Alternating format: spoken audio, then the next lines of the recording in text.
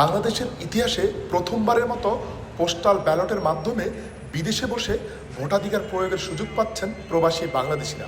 নির্ধারিত প্রক্রিয়া অনুসরণ করে প্রবাসীরা ইতিমধ্যে তাদের ভোট প্রদান সম্পন্ন করেছেন। ভোট দেওয়া শেষে সৌদি পোস্টের মাধ্যমে ব্যালটগুলো পাঠানো হয়েছে বাংলাদেশে। প্রবাসীরা বলছেন, প্রথমবারের মতো বিদেশে থেকেও দেশের ভোটে অংশ নিতে পারাটা তাদের জন্য অনেক বড় প্রাপ্তি। ভোট দেওয়ার পুরো প্রক্রিয়াটাই সহজ ছিল বলে জানান তারা। প্রবাস থেকে ভোট দেওয়ার জন্য অনেকই আনন্দ এবং অনেক উৎফুল্ল বোধ করছি। প্রতি নির্বাচনে যেন আমরা কন্ট্রিবিউশনে থাকতে পারি সেই আশা রাখছি আমাদের গভর্নমেন্টের কাছে। এটা তো অনলাইন সিস্টেম, অনলাইনে তো এটা হওয়া সম্ভব। একজনের ভোট আরেকজন কিভাবে দেবে? জেদ্দা, দাম্মাম সহ সৌদি আরবের বিভিন্ন শহরে কর্মরত প্রবাসীরা পোস্টাল ব্যালট পদ্ধতিতে ভোট দেন। প্রবাসীরা মনে করেন অন্তর্বর্তী সরকারের এই উদ্যোগ প্রবাসীদের দেশের সাথে আরও বেশি যুক্ত করেছে।